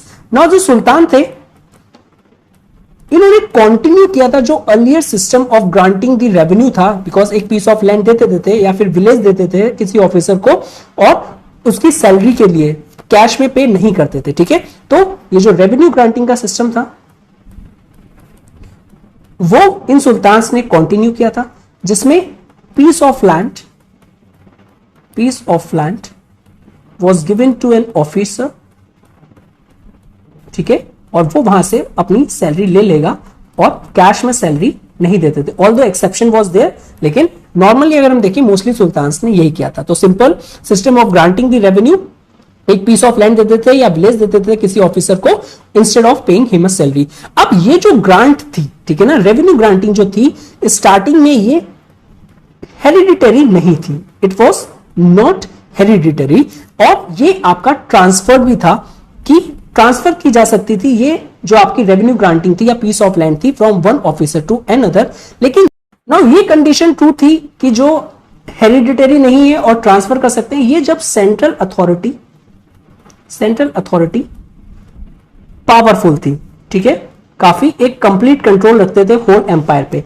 लेकिन जैसे ही ये जो सेंट्रल अथॉरिटी थी ये वीक हुई, वैसे ही ये आपका जो रेवेन्यू ग्रांटिंग का जो सिस्टम था ये आपका हेरिडिटरी हो गया, ठीक है। तो इट बिकेम्स हेरिडिटरी, और ये भी हमको देखने को मिलता है कि इसको एक प्रॉपर सिस्टम में ट्रांसफॉर्म कर दिया गया, दैट इज द इक्ता सिस्टम में। अब इक्ता सिस्टम में क्या है, जैसे कि मैंने एक इक्ता टेरिटरी जो है, इक्ता सिस्टम या फिर एक टेरिटरी एक सोल्जर को ग्रांट करी उसकी सैलरी के लिए। उसकी सैलरी है 70 रुपीज, 70 रुपीज, और उस टेरिटरी का जो टोटल रेवेन्यू है वो है 100 रुपीज।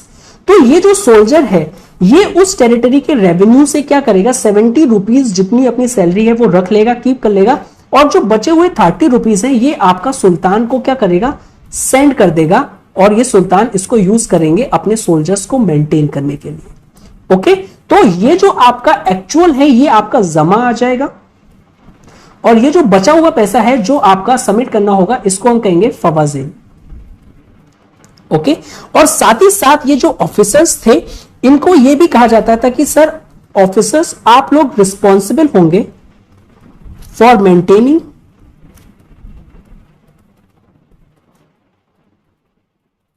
Law and order. जो भी आपको टेरिटरी ग्रांट करी गई है वहां पे आप लॉ एंड ऑर्डर को मेंटेन करेंगे अपनी टेरिटरी में जहां से आप रेवेन्यू को कलेक्ट कर रहे हैं, और साथ ही साथ आप क्या करेंगे, डिटेल्ड अकाउंट को मेंटेन करेंगे। डिटेल्ड अकाउंट, जो भी आपका इनकम का आप एक्सपेंडिचर कर रहे हैं उसका भी आप प्रॉपर तरीके से क्या करेंगे, आप एक पूरा डिटेल में अकाउंट को बना के रखेंगे। तो ये आपका जो इक्ता सिस्टम के अंदर ये सारी रिस्पॉन्सिबिलिटीज प्रोवाइड करवा दी गई थी जिनको भी टेरिटरीज ग्रांट करी जाती थी इन ऑफिशियल्स को। नाउ ये जो सिस्टम था ये आपका हर जगह सेम नहीं था, इसमें वेरिएशंस थे। So there are various variations.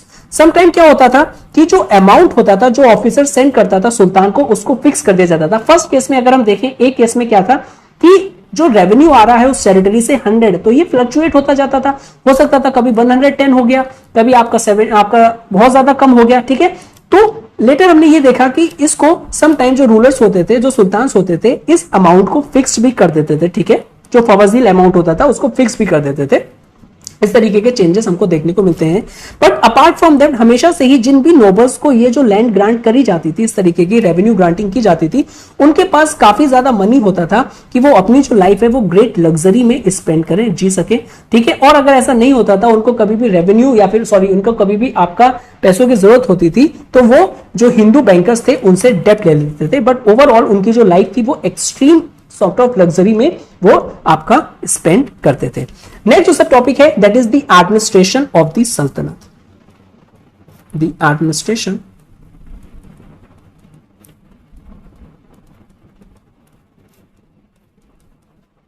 Of the सल्तनत। इसमें अगर हम देखें बेसिकली जो एडमिनिस्ट्रेशन ऑफ जो सल्तनत का था वो बेसिकली कंसर्न करता था कि work of collecting and recording revenue. तो मोस्ट इंफोसिस जो होता था एडमिनिस्ट्रेशन का कलेक्टिंग रेवेन्यू, रेवेन्यू को कैसे इफिशिएंटली और इफेक्टिवली कलेक्ट किया जाए और साथ ही साथ उसका प्रॉपर तरीके से रिकॉर्ड भी मेंटेन किया जाए, ठीक है ना। रिकॉर्डिंग द रेवेन्यू जो भी लैंड से आ रहा है, ओके, और साथ ही साथ maintaining law and order, law and order को भी मेंटेन करना था। नाउ अगर हम देखें कि अंडर सल्तनत क्या था कि सम जो लैंड थी वो रिजर्व कर दी जाती थी, सम पोर्शन ऑफ लैंड, यानी जैसे अगर मैं कहूं यहां पे जो कैपिटल है इसके आसपास की जो जगह है इसको खलीसा लैंड कहते थे और ये रिजर्व लैंड की कैटेगरी में आती थी, ठीक है। इसको रिजर्व रखते थे और ये जो रिजर्व था इसका पर्पस क्या था, ये जो रिजर्व है ये डायरेक्टली अंडर कंट्रोल होगी सुल्तान के, और जो रेवेन्यू होगा इस लैंड का ये आप जो सुल्तान है वो पर्सनल एक्सपेंसेस के लिए इसको यूज करेंगे, ओके। नाउ जो अमाउंट होता था revenue from such land was fix होता था और वो यूजली होता था अमाउंट ऑफ रेवेन्यू यूजली 1/3 होता था, ओके। 1/3 रेवेन्यू आपसे लिया जाता था, ठीक है, जो कि फिक्स कर दिया जाता था। और साथ ही साथ आपका यह भी होता था कि जो प्रोड्यूस होगा उस पर 1/3 देना है और ये आपको स्टेट के साथ शेयर करना है। नाउ ये जो इस रेवेन्यू को कलेक्ट करेंगे local officials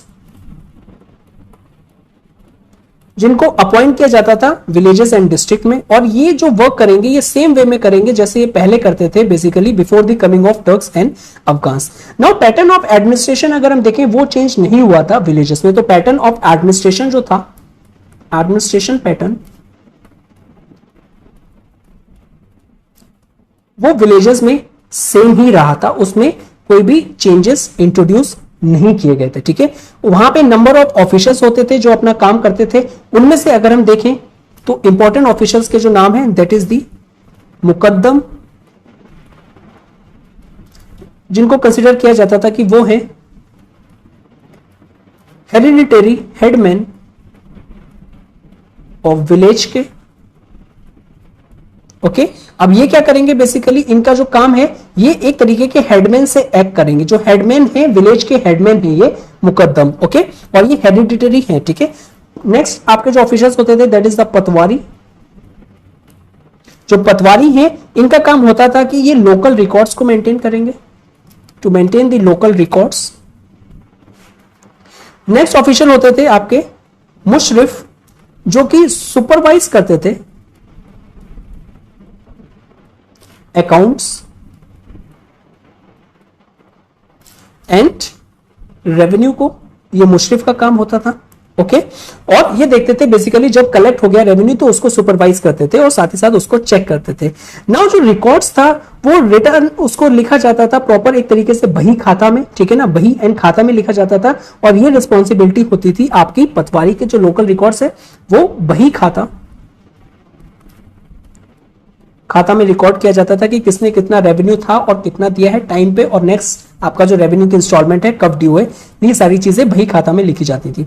now many names of this village officers अगर हम देखें तो आज भी यूज करते हैं, सच एज पटवारी हो गया। ठीक है ना, इस तरीके के जो है आपका वो आज भी लोकल विलेजेस में या फिर लोकल रीजन में ये नेम्स यूज होते हैं।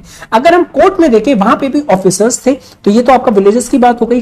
कोर्ट लाइफ में अगर देखें हम तो वहां पे भी जो वेरियस ऑफिसर्स थे जिनकी रिस्पॉन्सिबिलिटी होती थी कि वो रिकॉर्ड रखेंगे रेवेन्यू का जो भी उनके पास आ रहा है। ओके, और मोस्ट इंपॉर्टेंट इनमें से अगर हम देखें तो ऑफिसर्स थे वो थे वजीर, ठीक है, एंड दी बख्शी। अब ये जो बख्शी हैं इनको कंसिडर किया जाता था कि ये पे मास्टर हैं, पे मास्टर ऑफ द आर्मी के ये पे मास्टर हैं। ये जो वजीर हैं इनके और इनके ऑफिशियल का वर्क होता था कि ये चेक करेंगे रेवेन्यू, चेक करेंगे रेवेन्यू कब कहां से कितना आ रहा है रेवेन्यू, और साथ ही साथ बेसिकली रिकॉर्ड रखेंगे जो कि वेरियस ग्रांट्स दी जाती थी। ठीक है ना, उनका रिकॉर्ड रखेंगे। अपार्ट फ्रॉम इनके अदर ऑफिसर्स भी कोर्ट में होते थे जो कि वेरियस अदर एडमिनिस्ट्रेशन का वर्क देखते थे, सच एज सम अगर हम देखें तो आर्मी से रिलेटेड जो वर्क था वो देखते थे, उससे मैटर्स जो रिलेटेड थे, इक्विपमेंट्स फॉर द आर्मी उसके लिए देखते थे, और कुछ बेसिकली एक तरीके के जो एम्बेसडर्स होते हैं जो कि रिलेशनशिप देखेंगे बिटवीन द सल्तनत और जो अदर स्टेट्स के, उस तरीके के ऑफिसर्स भी हमको देखने को मिलते हैं। नाउ जुडिशियल सिस्टम की अगर हम बात करें यहां पे जुडिशियल सिस्टम अंडर सल्तनत, तो वो हैंडल करते थे जो वहां के चीफ काजी होते थे।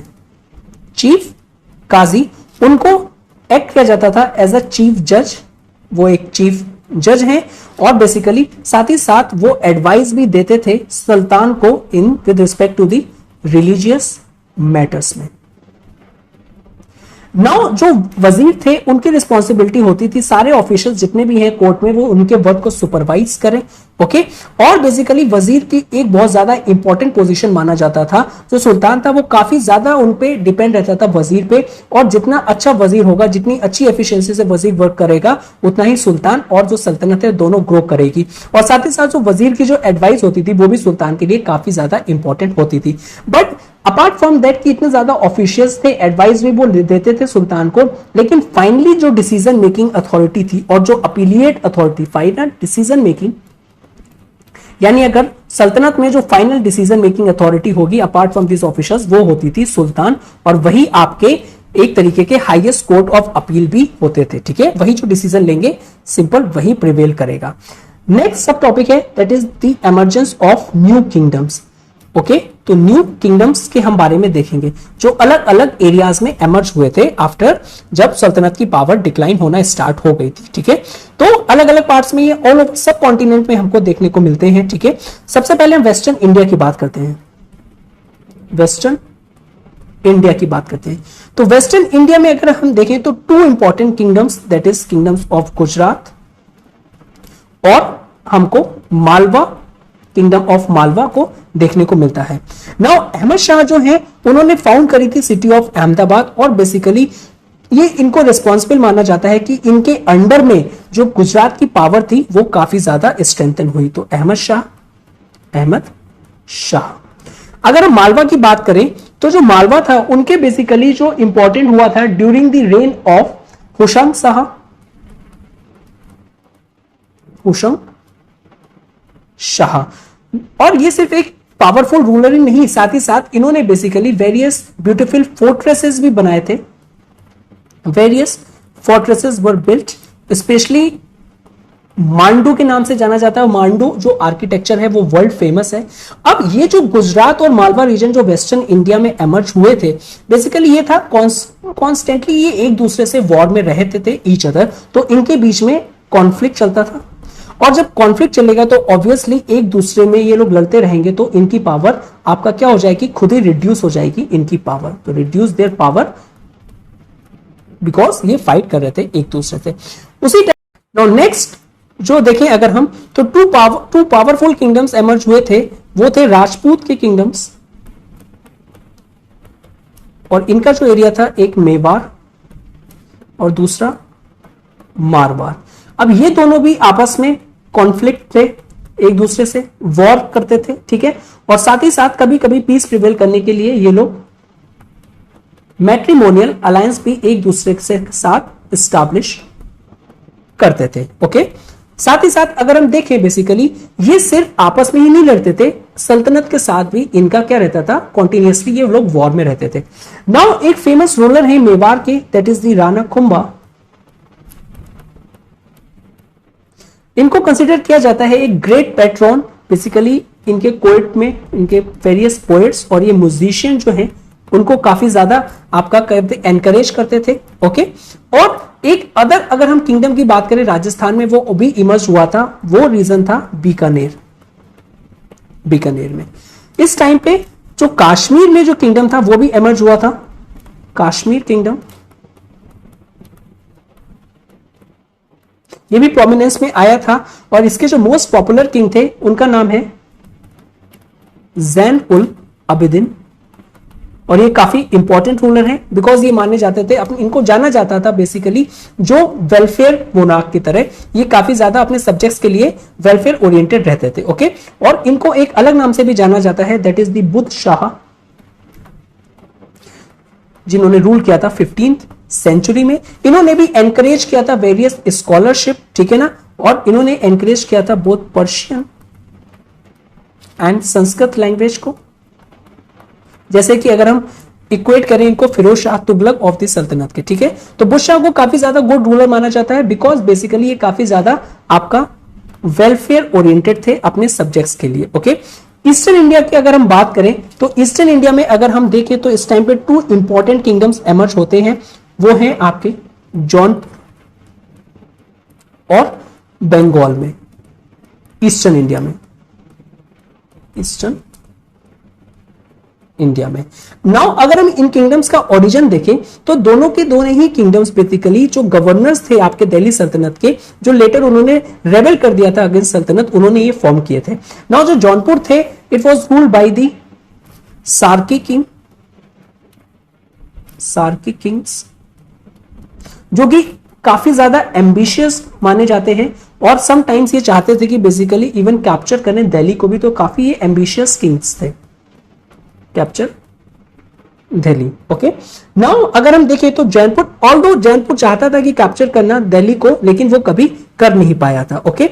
और ये जो जौनपुर था एक इंपॉर्टेंट सेंटर बना था हिंदी लिटरेचर एंड लर्निंग का, तो ये एक इंपॉर्टेंट सेंटर बना था हिंदी लिटरेचर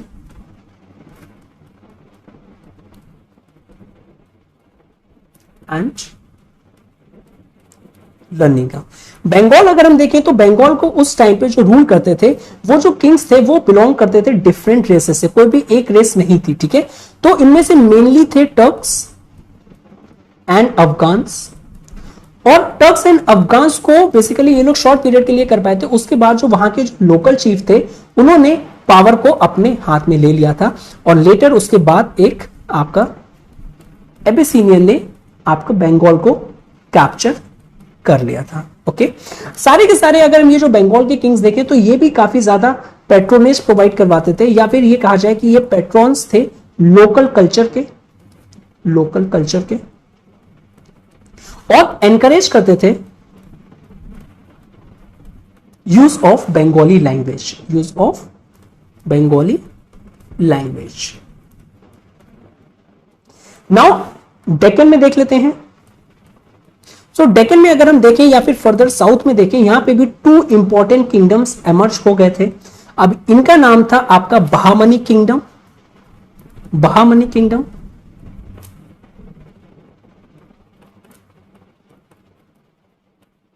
और सेकेंड था Vijayanagar empire, Vijayanagar empire. Now इनका भी अगर हम इमरजेंस देखें तो बेसिकली जब जैसे जैसे सल्तनत का कंट्रोल कम होता गया, उनकी जो पावर है डेक्कन में कम होती गई, वीक होती गई, specially during the reign of Mohammad bin Tughlaq, तो ये दोनों के किंगडम जो थे बेसिकली इन्होंने भी, ये ऑफिसर्स थे सल्तनत के, और ये जब रेबल कर गए थे अगेंस्ट सल्तनत, उसके बाद इन्होंने अपने इंडिपेंडेंट किंगडम्स को फॉर्म किया था। पहले बहामनी किंगडम के बारे में देख लेते हैं। जो बहामनी किंगडम है इसको फाउंड किया था हसन गंगू ने, ठीक है, जो कि ऑफिसर थे एक अंडर मोहम्मद बिन तुगलक के। तो he was an officer under Mohammad bin Tughlaq, और ये रेबल हो गए थे अगेंस्ट सुल्तान, और फाइनली इन्होंने प्रोक्लेम कर लिया था अपनी इंडिपेंडेंस इन द ईयर 1347 में। ओके, साथ ही साथ इन्होंने एक टाइटल को भी अडॉप्ट किया था, जो था that is the Bahaman Shah, Bahaman Shah, और ये फर्स्ट रूलर थे इस डायनेस्टी के, that is the Bahmani kingdom के ये फर्स्ट रूलर थे। नेक्स्ट अगर हम देखें तो ये जो किंगडम था दैट इज ये इंक्लूड करता था whole of the northern Deccan up to the river Krishna. तो इसका जो रेंज था that is the include whole of northern Deccan, और साथ साथ जो रिवर कृष्णा का जो रीजन है वो भी इनके कंट्रोल में रहता था। नेक्स्ट अगर हम देखें इनके साउथ में जो किंगडम था that is the Vijayanagar. Okay, और ये काफी इंपॉर्टेंट था, और इसको फाउंड किया था टू ब्रदर्स ने, जिनका नाम है हरिहरा एंड बुक्का फर्स्ट। इन्होंने इसको फाउंड किया था। ओके, साथ ही साथ अगर हम देखें बेसिकली हमको देखने को मिलता है ये जो विजयनगर एम्पायर जब इमरजेंस में आया था, ये आया था आपका जब सल्तनत की जो स्ट्रेंथ थी वो डिक्लाइन हो रही थी। ओके, नाउ साथ ही साथ जो विजयनगर एम्पायर है इन्होंने कॉन्कर्ड करा था territories of Hoysalas. So they conquered Hoysalas territories, जो कि अगर हम आज के टाइम पे देखें तो कॉन्स्टिट्यूट करता है मैसूर स्टेट को, और अपने आप को इन्होंने डिक्लेयर कर दिया था इंडिपेंडेंट, और ये किया था इन्होंने 1336 में। ओके, साथ ही साथ अगर हम देखें जो इन्होंने अपनी जो कैपिटल बनाई थी वो बनाई थी आपकी हस्तिनावती, हस्तिनावती। मॉडर्न अगर हम देखें तो ये हम्पी जो एरिया है उसमें आ जाएगा, ठीक है, इसको इन्होंने ये अपनी कैपिटल बनाई थी। नाउ ये बोथ बहामनी एंड विजयनगर जो एम्पायर थे ये काफी पावरफुल होते, ठीक है ना, अगर इनके बीच में फ्रेंडली रिलेशनशिप होता, लेकिन ऐसा था नहीं, ये भी कॉन्स्टेंटली वॉर में थे एक दूसरे के। अब ये जो वॉर में थे इसके रीजंस क्या थे, तो it was not only the one reason responsible but various reasons responsible for. तो वन बाय वन करके देखते हैं। सबसे पहले अगर हम देखें तो बेसिकली जो दोनों किंगडम्स थे बोथ बहामनी एंड जो विजयनगर एम्पायर थे वो क्लेम करते थे कि जो रायचूर दोआब है, रायचूर दोआब वो क्लेम करते थे। अब ये रायचूर दोआब को क्यों क्लेम करते थे basically as a part of the territory, because ये काफी रिच था और फर्टाइल एरिया था। बिकॉज दोआब एरिया है तो it was the land between the two river, और जो लैंड जो रिवर थी that is the Krishna and Tungabhadra rivers थी, ठीक है, तो साथ ही दोनों लोग इसको क्लेम करते थे। तो एक तो आपका ये रीजन था। अनदर रीजन था कि गोलकोंडा जो कि था बेसिकली बहामनी किंगडम्स के अंडर में, तो वो वहां पे डायमंड माइंस थी, तो गोलकोंडा में डायमंड माइंस थी, और जो विजयनगर जो रूलर्स थे उसको आपका ईगरली कॉन्कर करना चाहते थे। इट इज बिकॉज आपका जो डायमंड्स था वो काफी कॉस्टली और काफी एक प्रॉफिटेबल एंटरप्राइजेस है। साथ ही साथ अगर हम देखें जो थर्ड रीजन था कि दोनों एम्पायर के रूलर्स, चाहे वो बहामनी हो विजयनगर एम्पायर हो, वो बहुत ही ज्यादा एम्बिशियस थे और अपने कंट्रोल को एक्सटेंड करना चाहते थे in whole of the peninsula. तो ये कुछ रीजन थे रिस्पॉन्सिबल जो बहामनी और विजयनगर एम्पायर के बीच में कॉन्स्टेंटली वॉर होती जाती थी। अब ये जो विजयनगर एम्पायर ने कॉन्कर्ड किया था मदुरई को, और ये क्या था इन्होंने 1370 में, ओके ना। और साथ ही साथ जो मॉडर्न गोवा है उस टाइम उसको रेवाती द्वीप कहते थे, उसको भी एनेक्स किया था, और ये एक इंपॉर्टेंट ट्रेड सेंटर था। मीनवाइल अगर हम देखें जो बहामनी किंगडम था वो काफी बिजी था फाइट करने में जो नदर्न नेबर्स थे such as kingdom of Gujarat and Malwa, okay. तो इस टाइम पे ना जब विजयनगर एम्पायर आपके ये छोटे छोटे एरियाज को कॉन्कर कर रहे थे, एनेक्स कर रहे थे, उस टाइम जो बहामनी किंगडम्स थे वो आपका बिजी थे फाइट करने में नदर्न किंगडम से, ठीक है, जो उनके नेबर्स थे, that is kingdoms of Gujarat and Malwa. अब यहां पे क्यों? इट इज बिकॉज ये जो आपके किंगडम्स है सब कॉन्टिनेंट के काफी पावरफुल थे। रीजन क्या था? इनकी जो इनकम थी इन किंगडम्स की, ये टू सोर्स से आती थी। फर्स्ट तो होता था revenue, revenue basically land revenue की हम बात करें, ठीक है ना, जो कि वेरियस फर्टाइल रीजन्स थे, सच एज अगर हम जौनपुर की बात करें तो वो इनको काफी ज्यादा लैंड रेवेन्यू प्रोवाइड करवाती थी, एक रिच सोर्स ऑफ इनकम थी। अदर जो था वो ट्रेड था। ट्रेड की बात करें तो इस टाइम पे बेसिकली जो अगर हम ट्रेड देखें, जो गुजरात और जो बंगाल था वो ऑब्टेन करता था large profit from overseas trade, ठीक है, चाहे वो वेस्टर्न एशिया हो, ईस्ट अफ्रीका हो या फिर south east Asia and China से हो। तो बहामनी और जो विजयनगर किंगडम्स थे वो भी इस ट्रेड में पार्ट लेना चाहते थे और also take part in this trade. साथ ही साथ राजस्थान अगर हम मालवा के बारे में देखें तो वो भी उसमें वहां पे भी काफी ज्यादा ट्रेड फ्लरिश कर रहा था उस टाइम पे, ठीक है, बिकॉज जो गुड्स थे उसको ट्रांसपोर्ट किया जाता था वेरियस पार्ट्स ऑफ दी सब कॉन्टिनेंट्स। साथ ही साथ जो ट्रेडर्स थे अलग पार्ट के वो भी आपका ट्रेवल करते थे इन रीजन्स में और ट्रेड करते थे। नाउ इन किंगडम्स जो भी एमर्ज हुए थे, लेटर किंगडम्स जो स्मॉलर किंगडम्स थे, अगर हम इनके बारे में एक कंक्लूड करें कि ऑल तो ये पॉलिटिकली अगर हम देखें तो पॉलिटिकली इनको इक्वेट नहीं कर सकते हम सल्तनत से, दिल्ली सल्तनत से, लेकिन ये जो किंगडम्स थे ये मेनी अदर एरियाज में काफी इंपॉर्टेंट रोल प्ले करते हैं, ठीक है ना। जैसे अर्लियर कल्चर अगर हम देखें तो डेवलप हुआ था और इनके अंडर में मैच्योर हुआ था। लिटरेचर की अगर हम बात करें तो लिटरेचर भी रीजनल लैंग्वेजेस में काफी ज्यादा प्रमोट करी गई थी। आर्किटेक्चर को भी काफी ज्यादा आपका इंपॉर्टेंस दिया गया था, साथ ही साथ पेंटिंग्स और वेरियस न्यू आइडियाज, ऑल चीज अगर हम देखें तो ये डेवलप हुई थी इन किंगडम्स में। तो माई बी